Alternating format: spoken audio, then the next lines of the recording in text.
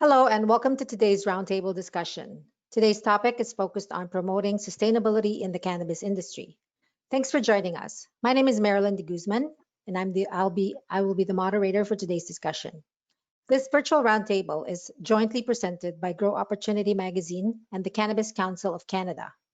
Before we begin, we just have a few housekeeping reminders. You, the audience, will be in listen-only mode. However, you'll have the opportunity to post questions and comments to any or all of our speakers by typing them under the Questions tab on the webinar panel on the right-hand side of your screen. You may post your questions anytime throughout the duration of this event. As this is designed to be an open discussion, we encourage you to share your questions and your views on this important topic of sustainability.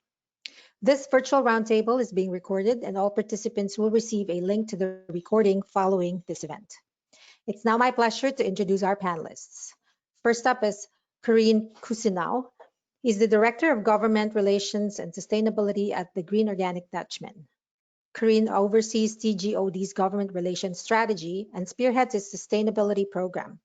Prior to joining TGOD, Karine worked in communications and public affairs for Lafarge Canada, the largest diversified construction materials company in North America. We also have Stephen Fish. He's the Senior Manager for Corporate Social Responsibility at Aurora Cannabis. Stephen is responsible for leading sustainability strategies and environmental stewardship at Aurora. Previously, he founded several innovative startups and served as the Executive Director for the Canadian Business for Social Responsibility. And last but not least is George Smitherman. George is the President and CEO of the Cannabis Council of Canada. George brings cannabis sector expertise alongside 4 decades of political and governmental service at the local, provincial, and national levels, including roles as Ontario Deputy Premier, Minister of Health, Chief of Staff to the Mayor of Toronto, and Senior Assistant to Provincial and Federal Ministers. Welcome, everyone. At this point, I'm going to hand it over to George to provide an overview of the Sustainability Caucus Initiative. George? Thanks. For that purpose, I'm going to go off screen, but before I do that, I just want to welcome everybody very much and also acknowledge that here I am in Tiny Township, Ontario. This is the traditional territories of Anishinaabeg peoples and represented now by the Chippewa Tri-Council from the First Nations of Beausoleil and Christian Island, as well as Rama. And wherever you are in this great country, you should do your bit also to acknowledge the great fortune that we have to be in these territories. Now I'm going to go put my camera off and just my voice to serenade you through a small presentation. And thanks again. If Marilyn, could you walk us to the next slide, please, and even beyond that? Well, I'm very pleased to be able to introduce very briefly the Cannabis Council of Canada. I had the opportunity to join the organization just about as we went into COVID lockdown at the beginning of 2020. C3, as it's sometimes known, is the National Organization of Licensed Producers of Cannabis under the Cannabis Act. And we're organized and on record with Health Canada as an organization to speak and lobby on behalf of the industry. Like I said, C3 is sometimes the moniker that we go by, and the association has evolved over time from its roots in medicinal cannabis. And we're very welcoming and seeking to put out the welcome mat to an even broader array of licensees, be they micros, standard-sized cultivators, no matter. On to the next slide, please. Our mission is to act as the national voice for the industry, to support the growth and development of the industry, and to work to be a trusted source of information on both adult recreational cannabis and also medicinal cannabis. And we work to establish industry standards for conduct, stewardship, and sustainability, which brings us together today. To the next slide, please. Well, we think it's very important to be a member of the council, as it provides that opportunity for advocacy at the national level. Obviously, as a regulated industry, we have lots of work to do on that front, and it's only going to intensify as we move forward with the statutory review of the Cannabis Act set to launch later this year. In this model, licensed producers and others have the opportunity to work and engage with other licensed producers, an increasingly interesting array of affiliate members and other key stakeholders as we try to drive forward with collaborative approaches on behalf of the industry. And we really think it's important to work to create a unified industry voice to address emerging issues such as diversity and sustainability in order to ensure the long-term viability of our sector. To the next page, please. We wanted really to highlight today, and what gave us the idea that it would be wise to try and fashion a conversation. We call it a caucus so as to make sure that everybody knows it's open and collaborative. And speaking of collaborative, we're really quite proud that the industry, perhaps for the first time, has moved beyond individual industry leadership initiatives, and those I'll speak to in a second. But with respect to the vape recycling pilot project, which is ongoing now with retail collection at nearly 300 stores in several provinces, it was really exciting to see the collaboration that was possible amongst competitive companies. We know that it's very competitive out there for sure, but we also think it's important to influence and emphasize as much as we can that there are some areas where collaborative effort is going to be beneficial to all. And that's why the element of this vape recycling pilot, beyond the pilot itself, that we like to emphasize is that it does reflect collaboration amongst competitors. A couple more pages to show you some more illustrations of the boxes which are out in those retail environments. To the next page, please. This is the box when it's all put together, designed for countertop display. These will be sent to a final recycler, and because the vape is, it's an important and challenging test. On one front, it has a lot of embedded components, which of course is what makes things difficult to recycle. At the same time, those embedded components have value to them. So over time, we're also seeking to not just do the proper means of recycling, but also to look for what embedded value we can bring back into the supply chain. And to the next slide, please. Well, we thought that it was important for the cannabis industry, that is the licensees, to try and start a conversation which will only really be ultimately successful if we are able to bring all the other elements of the sector into the conversation. We know that by the people that signed up that we have a wide array of participants today, but we want to build on today's session with a view towards being able to drive objectives to create a place where industry can take action on sustainability. And we really think that we can create global implications if we do our leadership efforts right, because Canada is at the leadership globally in terms of the cannabis industry. I just want to acknowledge that where I've written here, roots in sustainability potential focal points. These are by no means meant to be the exhaustive list of those things which we might put under the headings of sustainability, nor are these buckets necessarily the exact right ones. I would say, though, that I have chosen to put a focus on the one that began with the word packaging, because we do see a lot of pressure emerging from national single-use plastics focused to various initiatives at the provincial and territorial levels, which really does put, I think, a lot of pressure on the industry to seek to try and control its own destiny by getting its own stewardship models in place and such. So we might wish to kind of nudge the conversation somewhat towards that because of the risks that could ensue quite quickly if we don't shape our own destiny. But we do recognize that the sustainability is the waterfront with a wide variety of issues, and we do look forward over time to creating the capacity for conversations that really allows our industry to evolve and to achieve, like I was saying before, that ultimate objective, in my mind at least, of being globally recognized for leadership. I think that's something that we should aspire to, and that we have the potential to achieve if we work together. To the next page. I just wanted to say a couple more words and also to provide some information here. In addition to myself, you can reach out to me at email at any time and on any subject. Similarly, Omar Akela, who's our policy assistant, has tremendous roots in packaging, research, did some work out of the Max Bell School of Public Policy at McGill on behalf of a paper that was going to Health Canada. I spotted him as a talent there, and his keen interest in sustainability, amongst other things, is a really important boost for the organization. I wanted to say just a couple more things before I hand it back to Marilyn and to our panelists. The first is I really want to acknowledge that as much as I'm putting a nice focus on the fact that several competitors came together in the vape recycling pilot, we must acknowledge that there's been tremendous individual leadership on behalf of various companies. I'm familiar, of course, with Canopy Growth in this context, which has been a leader in recycling initiatives for our industry. I'm in regular contact with Auxly, that I know has been very proactive on vape recycling, and Dosys too.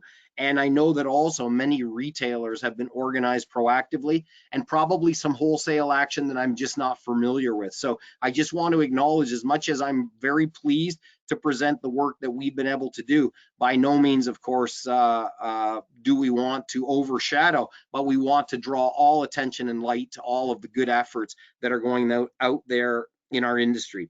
I want to acknowledge that our organizations has set the caucus up with 3 what we call tri-chairs. 2 of them are participating today, and the third, Kirsten Gauthier from 48 North, will be an active participant going forward. But by no means, I just want to reinforce that by no means do we see this as an LP play. We're just putting a little energy at the front to try and bring more people together in a conversation, with a view towards success being possible on the basis of everybody contributing. And that's what we're looking forward to creating the dynamic for going forward. So I just want to close out by saying thank you very much for participating today, and we look forward to engaging you on the path towards making our industry more sustainable over time. Many thanks, and back to you, Mary Lynn.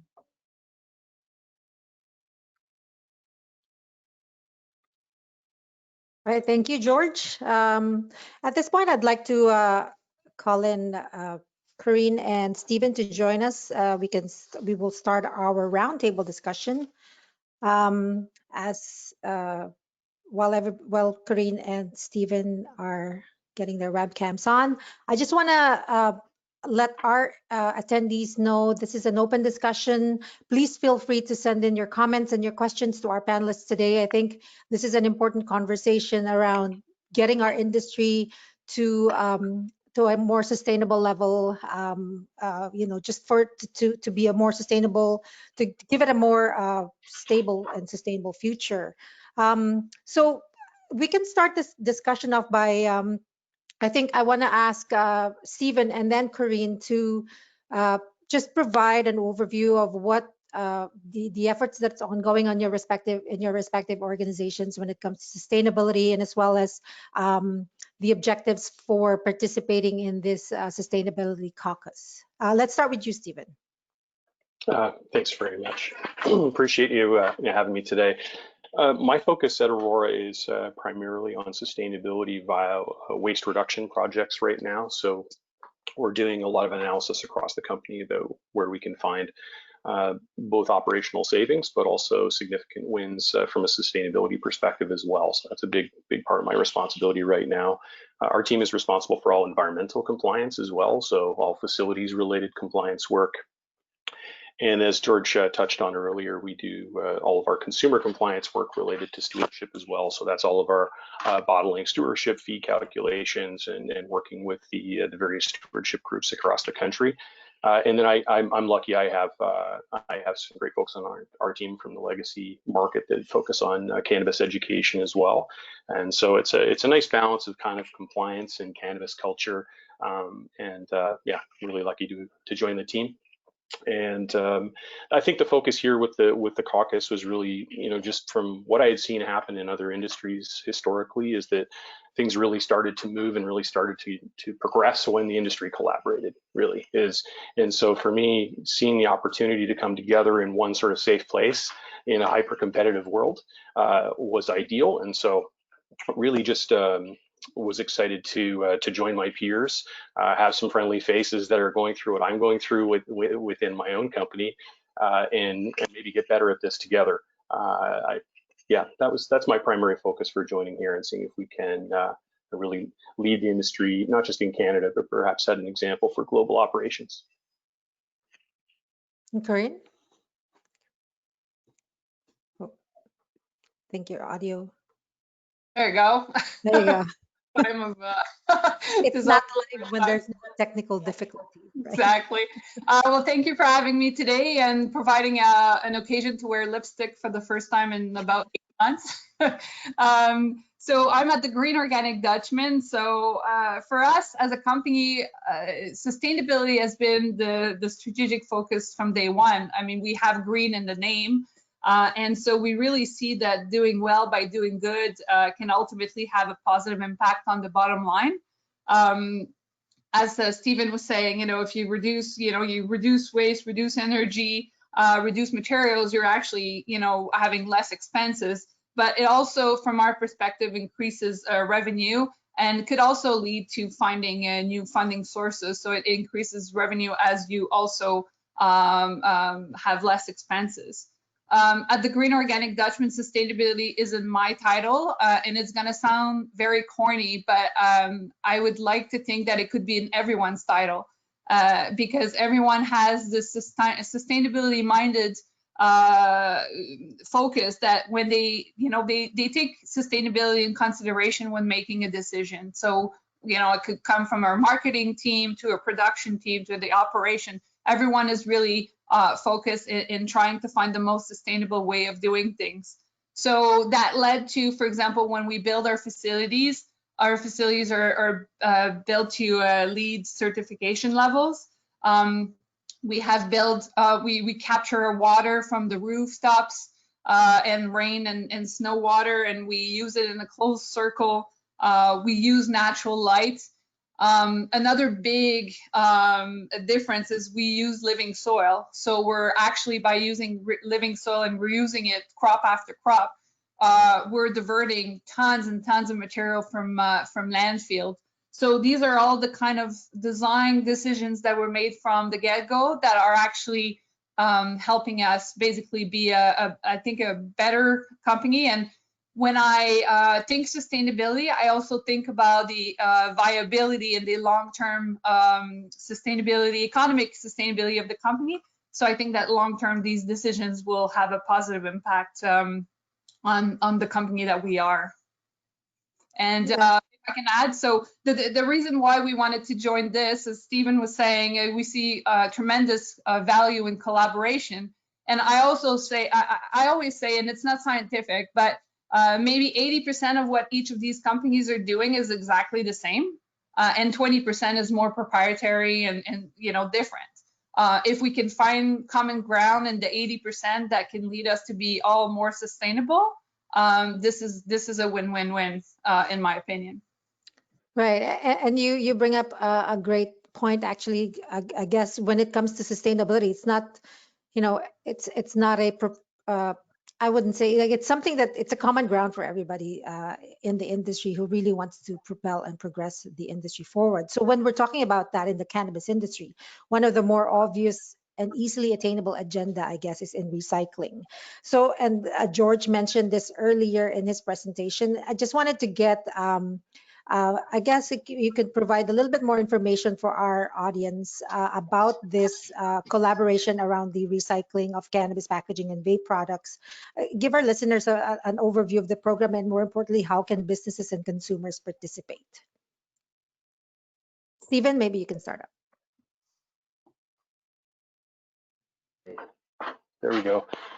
Yeah, thanks. So when I joined Aurora in late 2018, and started to learn what was being planned for sort of the 2.0 launch of cannabis products. It was pretty clear that there was going to be some e-waste. There was going to be batteries, there was going to be disposable products, and there was going to be cartridges. And we'd certainly seen some negative feedback in the US, and we were sort of mindful of that. And I really wanted to see if we could get in front of this before we went to market with these products, see if we could have a solution in play right out of the gate. So I started doing some research, and thankfully I was connected with a group of LPs that were sort of talking informally about generating some sort of recycling solution. It hadn't really been defined yet, but they were all willing to work together. And it was sort of C3 connected, but loosely, and I was very excited by that. So I sort of kept that conversation going as my progress internally at Aurora when we moved along with our recycling program. And then with the disruption with COVID, it created an opportunity to take the program where I'd hoped to initially, which was open it up to everybody and have it be an industry-led solution. And so that sort of accelerated the discussion, and I opened it up and opened the conversation up to some LPs and said, would you be interested in supporting this? The program is essentially designed and ready to go. If you just want to sort of share in some of the sort of program costs, would you be interested in doing this? And thankfully, virtually, tons of people said yes. You see the partnership listed on the box, which is great. So I'm thankful for everyone to join. The intention is that this is a proof of concept, so we can then say, okay, this quantity of materials can be recovered with this amount of effort and time. And we want to be able to have that information so that we can build out a national response that would not only include, vape products, but potentially widen that scope to include others. And again, back to George's original point about collaboration, the initial group that sort of helped make this happen, I'm very grateful. But again, the intention is to continue to widen this group. So if that means all of the existing recycling programs find a way to harmonize themselves under C3 through the Sustainability Caucus, I'm thrilled. I think that would be incredible progress, and to George's point, would get us well ahead of sort of end producer responsible mandates that may be coming. We would have that resolved as an industry proactively. So that's really just from kind of the background of why and what was motivating. Ultimately, the consumers have been speaking loudly about what they'd like to see in market, and they want to make sure that they have a responsible disposal option. So this is one way. As George pointed out, there are other solutions out there as well, but essentially there's a small e-recycling market in Canada, and so ultimately we'll probably all be working with similar partners moving forward. Yeah, so and if other companies want to get involved, I would encourage them to reach out to George and Omar on the team at C3 to get involved in the caucus. They can reach out to myself if they want to. The pilot is the pilot, so it is sort of a defined number of boxes. I will make a slight correction. There's 200 stores in market right now, opposed to 3, but that is the intention, is to then once all that is returned, do some deep learning, and then figure out what the national scope and cost of running the program is going to look like. So that's really kind of the phase we're at right now, as we're in market. There's even some boxes still making their way to stores. So we expect in the next 4 to 6 weeks, we'll start seeing returns back, and that's when we'll be getting some meaningful data about the volume of materials, the speed of recovery, and what a national program response is going to look like. Right. So that's really a very interesting initiative, especially now where study after study has been showing that consumers are getting a lot more sophisticated with the type of products that they consume or that they patronize, and they're more likely to spend their dollars on companies that have a reputation for sustainability. So I want to ask you both, and we'll start with Karine and then Stephen, what other opportunities are there for collaboration in your view around sustainability that you see the cannabis industry is can potentially get into? Are you asking on packaging or in general? In general. So yeah, we start with packaging, and then what other opportunities are there? Well, in packaging, I can talk a little bit about the challenges. I mean, at TGOD, our focus has been on finding sustainable packaging from day one. So we have our glass jars, our teas and pre-roll are in tins. That it's actually the thinking behind them is how can we produce nice object that people want to reuse instead of actually recycling or well, not throwing away, because we're trying to avoid the plastic as much as we can. But there's a challenge also around smaller product like less than $10, for example. It's really hard to find more sustainable packaging that is also compliant with childproofing, for example. And so I think there's still a lot of space for innovation in that regard. And I think that, you know, not only companies like us, but I'm sure a lot of other companies would be interested if there were affordable, compliant options out there that are also sustainable in terms of packaging. In terms of collaboration, I mean, that's why we're having events like this, is to identify these. You know, Stephen and I were talking before this event, you know, and we were saying, like, how do you eat an elephant? And it's piece by piece. So if we could start identifying these little pieces that can actually be successful, just like the pilot that was put together, that's progress, and then we can build on it. So, you know, anyone that's participating today that has ideas, that's the whole idea around the caucus, is how do we work together and come up with ideas. One of the big opportunities that's coming up is the review of the Act. And as everyone probably participating today will be looking at the regs coming up, you know, if people can have a sustainability eye while looking at them and see, like, what can we do better, and then put in those comments, I think that would help tremendously to advance the sustainability of the industry, for sure. Anything to add, Stephen?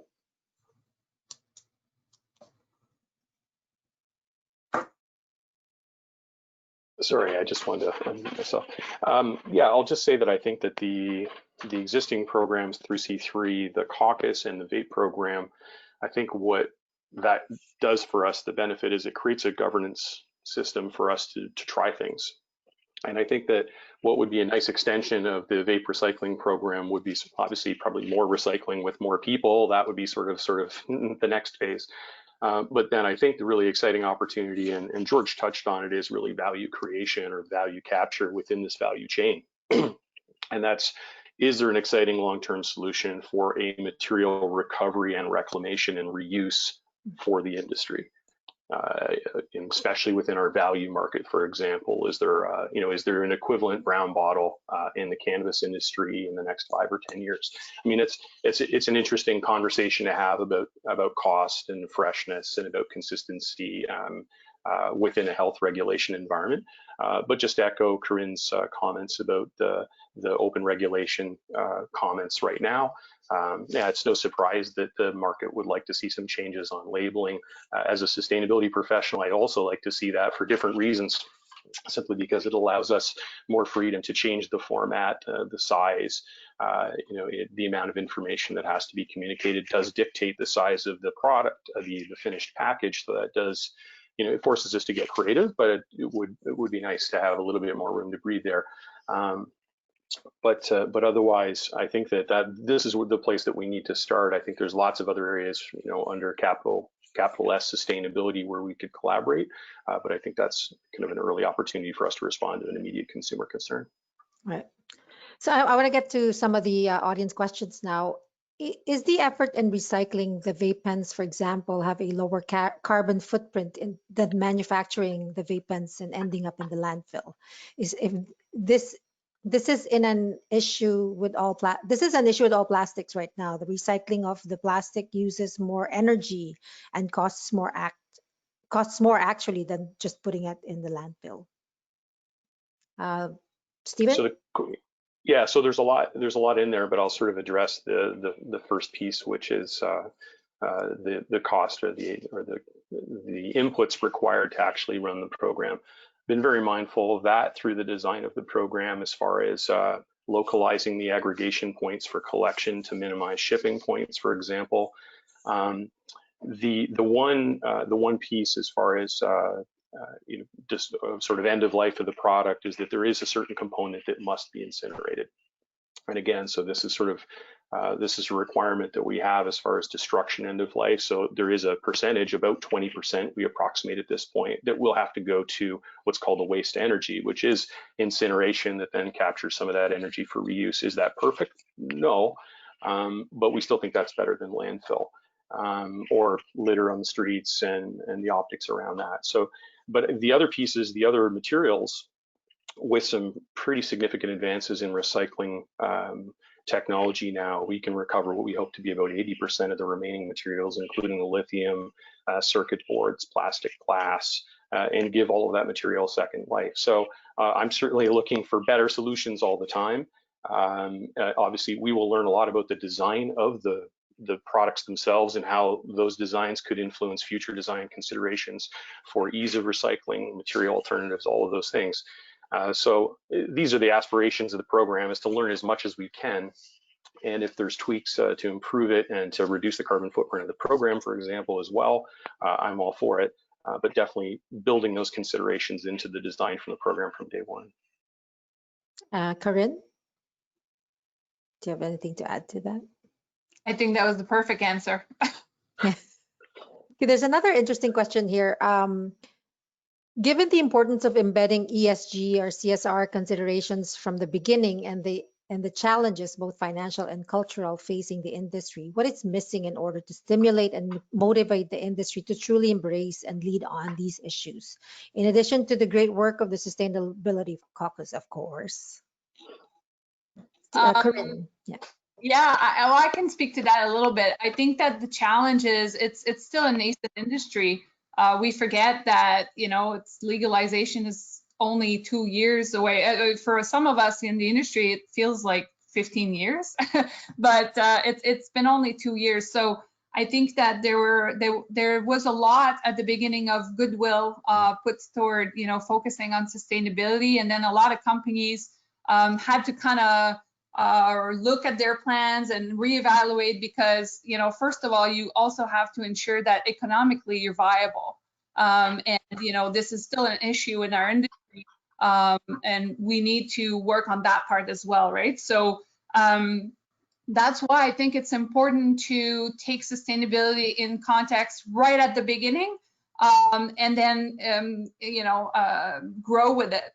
I'll give you an example, like right at the beginning when we were looking at our sustainability program, we applied to be B Corp and we looked into being members of the Global Compact, and we were rejected at the point because we were faster than the context. Like the B Corp doesn't want cannabis right now as members because it's not legal in the US, and Global Compact being the UN had the same reaction. So I think that we were a bit faster maybe than the rest of the world to catch up to us.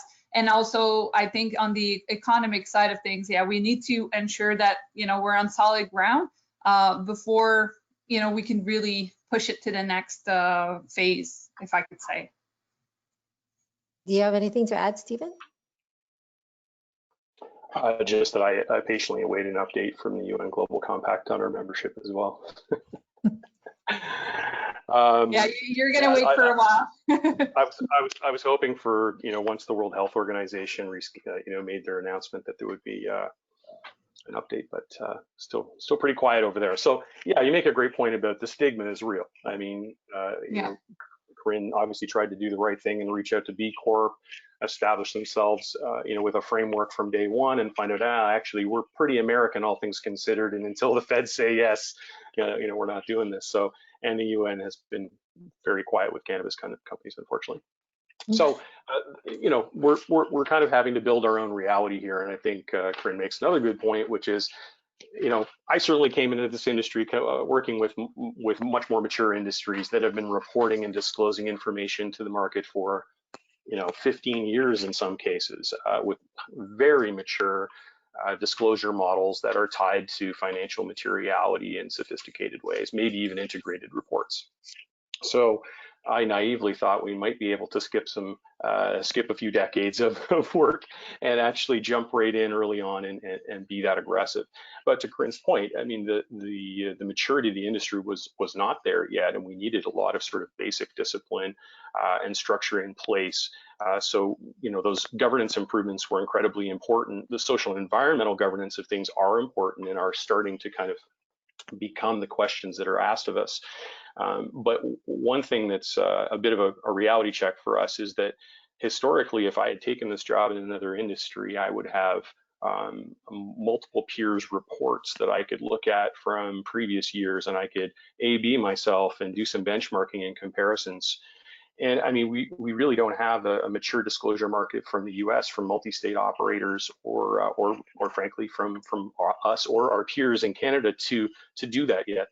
So I think we're still a couple of years away from having really good year-over-year reports that we can then sort of baseline this industry with and start kind of measuring ourselves against each other based on sort of ESG performance. So I think that's it's going to be a material part of business strategy, but I think it's going to be part of that sort of maturation process. It's not going to happen out of the gate as much as I really wanted it to.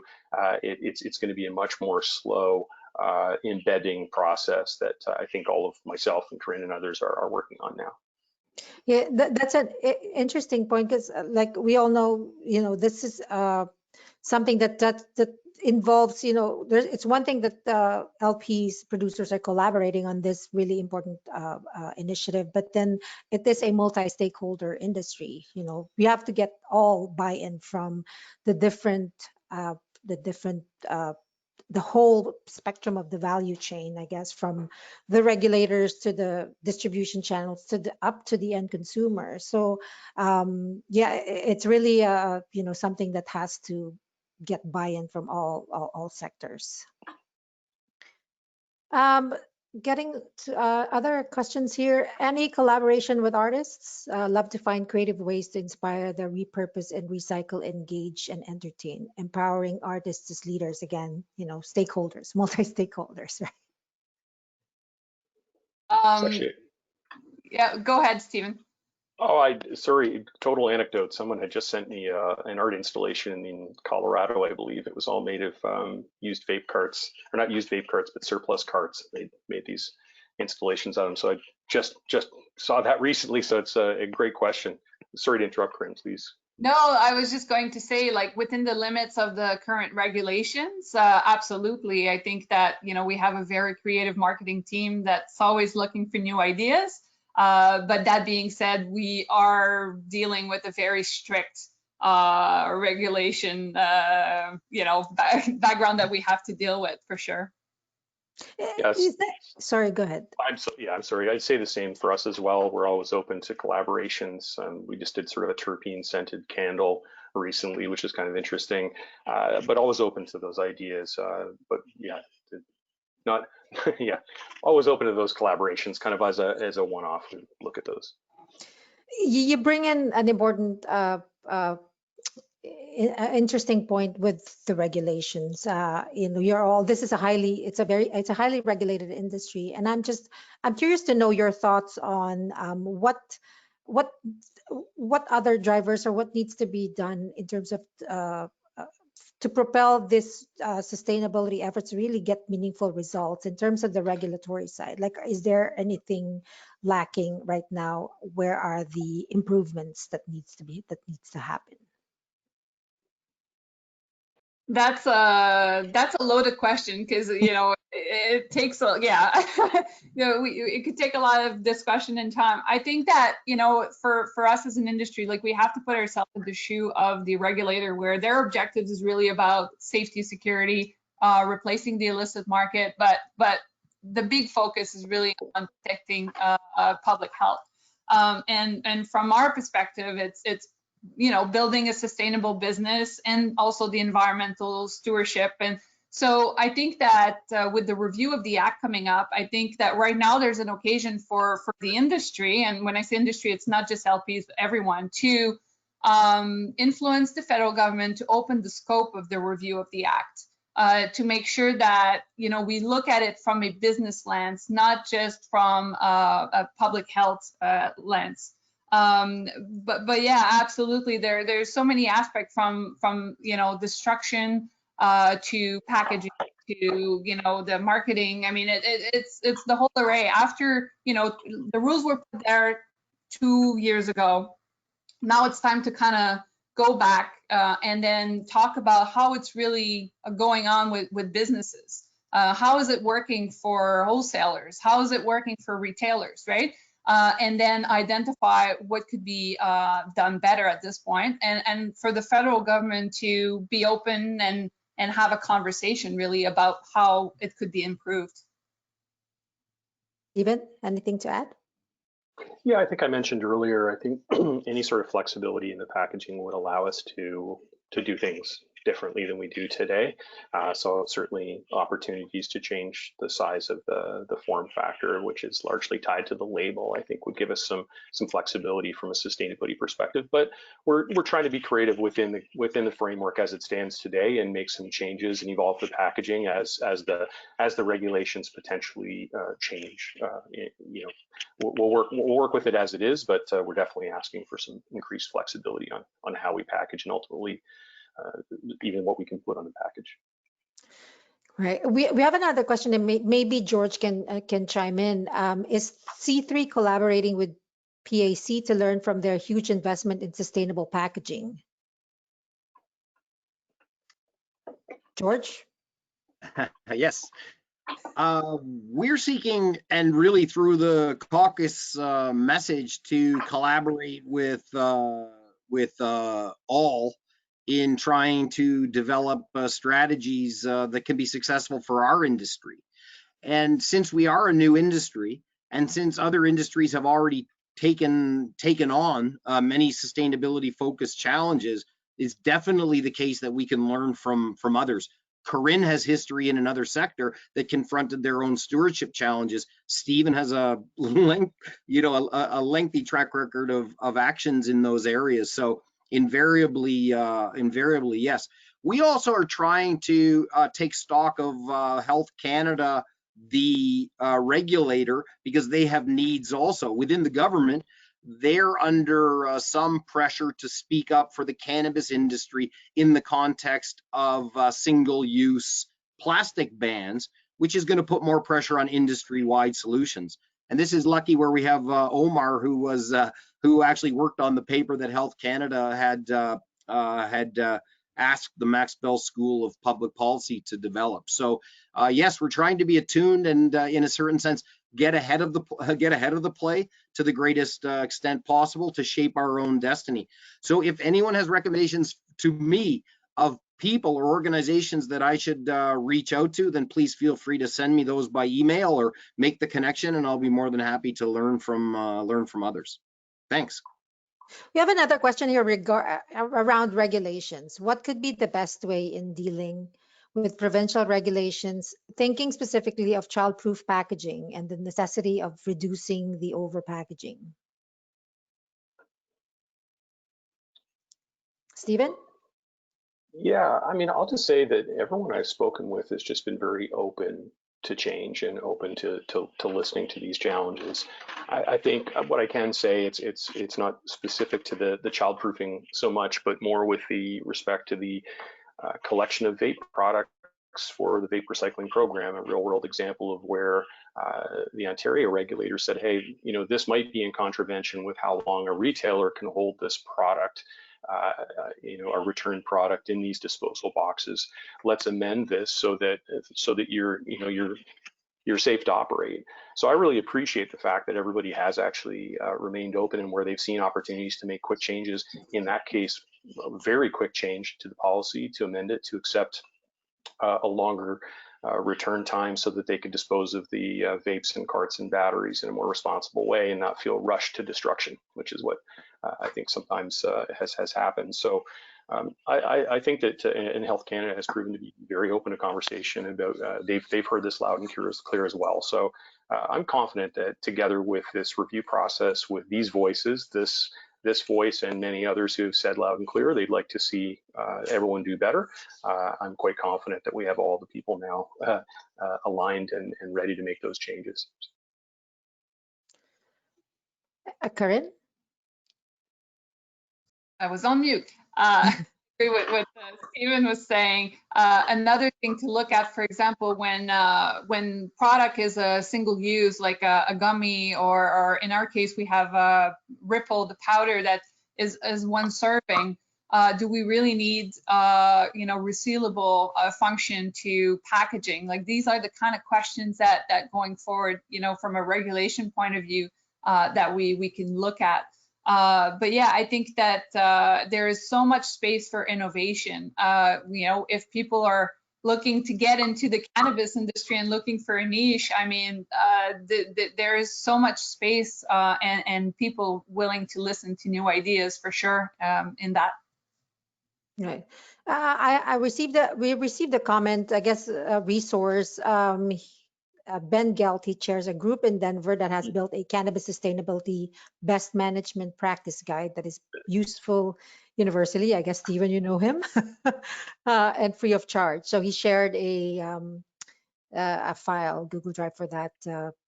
Yes, so that's another thing, right? Collaboration, not just within the Canadian cannabis industry, but throughout the world, like in the US and other countries who have started looking at this.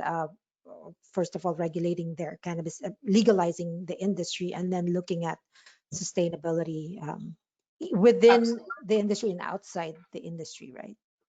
Oh, absolutely. And, I've had the chance to speak to a lot of people in Europe in the space, and, being an organic company, already over there, they are so attuned to these changes, and also very much aware of the problem of recycling and all this. So absolutely, and a solution that's good for us will be good for, like I said, a lot of people around the world. So absolutely, collaboration from actors from everywhere is welcome for sure. Yeah, I would just echo that my colleagues in Germany, for example, and in Europe in general, the single-use plastic ban has been in place there for one that's been phased in over a number of years, versus we're just sort of getting to that point now. Just their recycling recovery rates are very aggressive compared to sort of a sub double digits here in Canada, unfortunately. So yeah, they are a great source of inspiration and a great way to test ideas, because sort of the reverse to what Corinne said, if it works for them, it'll definitely work for us. It won't always work in the other direction. So they're good folks to connect with. But yeah, internationally, I mean, I think everyone shares the same concerns, and they're obviously, many folks are watching how Canada responds, and they're learning in real time and hoping to learn from that as they sort of launch their own regulations internationally. Another question here. Curious how impactful these sustainability initiatives really are over the long term, when many companies have overextended on cultivation area and don't plan to make a profit for several years. How important is economic sustainability in this industry? Seems that external investors remain the largest providers of capital instead of operations, not organic demand. So yeah, how do you balance that, right? Profitability, sustainability, It's critical at this point. It's critical because you cannot do more good if you're not doing well, like I said at the beginning. So absolutely, this is and we need as a country to have a conversation about the economic mandate that the government has when it comes to cannabis. Right now, basically, we're talking to Health Canada. It's a regulator. We're talking about the Cannabis Act, but we need to be considered, in my view, we need to be considered just as another industry. It's been a challenge since the beginning of COVID, for example, to have a conversation with government on how could the industry be included in some of the measures. I mean, eventually there were some changes, but still it is a challenge because most of the measures are asking for it to be 2 years positive books and this and that, and we're basically in a lot of cases startups, right? So this is a fundamental conversation to have, because we cannot continue to do good if we're not doing well. And yeah, that would be my pitch about this, because I'm very passionate about that piece of needing to have this important conversation. Sustainability for me is, yeah, it's environmental, but the social part is so important. And being able to employ people, giving, you know, good wages, good conditions, that's, you know, we focus a lot on the environmental, but the social and the governance are as important in ESG, right? So absolutely, this is an excellent point. Stephen? Yeah, Anything to add? yeah, for sure. I mean, to the commenter's point about you know, where we are economically, and does all of this, you know, make sense right now? You know, our team at Aurora, I can speak for us, the CSR team. You know, we're really measured like any other department is measured in a lot of ways, in how we perform. So we still have to do business cases. We still have to justify our work, and most of the projects that we work on are either, you know, reducing costs or actually, you know, generating revenue in some way. So you know, we still have to go through the same, you know, due diligence to make sure that these projects make sense. I'll say that this specific project that I think the commenter may be responding to with regards to the vapor recycling program, and maybe others, I personally only think that works as a collaboration. So I wouldn't justify that as a single initiative for our company, that we bear the whole financial responsibility. The entire intention of this was to be something, you know, many hands sort of contributing to this to make it tenable. So I would agree with the commenter that these things do have to make economic sense. With this collaboration, I hope others, that will be the focus, is to making sure that we're carrying the load and sharing any of these sort of stewardship responsibilities. But yeah, most of the work that we're doing, and I just want to touch on that ESG component, if we're going to be competitive as corporations in the global market for capital assets, we have to have mature ESG